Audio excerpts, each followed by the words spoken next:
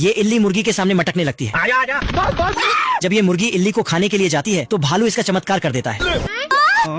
दरअसल ये दोनों भालू मुर्गी पकड़ने के लिए इतना मेहनत कर रहे हैं। अच्छा। छोटा भालू मुर्गी का भेष बदल के भालू को सारी बात समझाकर उस मुर्गी के पास जाता है फंसाने के लिए। क्या लड़का है, वेरी हैंडसम बॉय। मुर्गी तो इनके प्यार में पागल होकर जाने लगती है, लेकिन ये मुर्गा मुर्गी को पकड़कर घर जाने को बोलता है। तेरी बहन ब्याह करवा का। तो ये मुर्गी उसका बात ही नहीं सुनती और उस भालू के पास जाने लगती है। क्या लड़का है। तभी मुर्गा उस भालू को पकड़कर तभी दोनों में झगड़ा हो जाता है। लेकिन इस भालू ने तो मुर्गा को रॉकेट में बांध दिया और एक माचिस की तीली निकालकर उसी मुर्गी को जलाने के लिए दे देता है।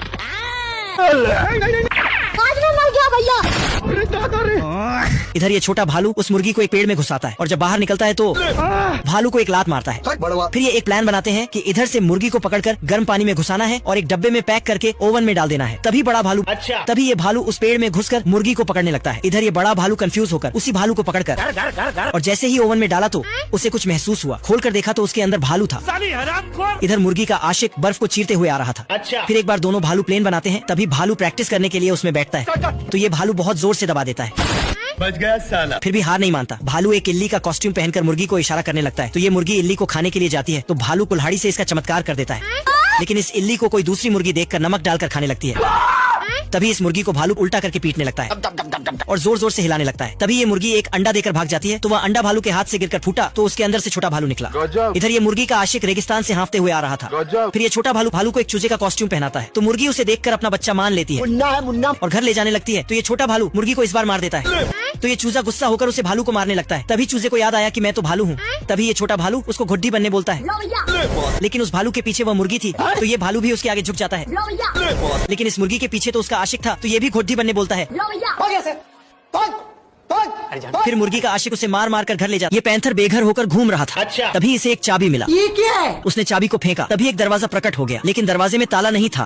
तो साला पैंथर ने जेब से लॉक होल निकाला और चिपका दिया। चाबी डाला तो दरवाजा खुल गया। वह अंदर गया, लाइट जलाया। सामने एक बेड था तो बिस्तर में कूदकर चेक करने लगा। पिंक पैंथर सोया ही था कि नशे में धुत मकान मालिक आ धमका। चाबियों का गुच्छा निकाला। बहुत पैसा है मेरे पास। नहीं। सारी चाबियां बिखर गया। उसने चाबी ढूंढने के बजाय एक गमला उठाया लेकिन दरवाजा खुद ही खुल गया। मालिक ने बत्ती जलाया। पिंक पैंथर ने तुरंत बत्ती बुझा दी। मालिक फिर जलाने गया, स्विच से टकरा गया। पिंक पैंथर ने दोबारा बत्ती बुझाया। साले मजाक बना के रखते हो। और स्विच तोड़ दिया। कोई नहीं, पिंक पैंथर ने फूंक मारकर अंधेरा कर दिया। मुझसे वही स्मार्ट। मालिक ने अब लैंप जलाया। पिंक पैंथर ने बल्ब निकाला और गमले में छुपा दिया मगर गमले के सूरजमुखी ने रोशनी को वापस कमरे में फेंक दिया।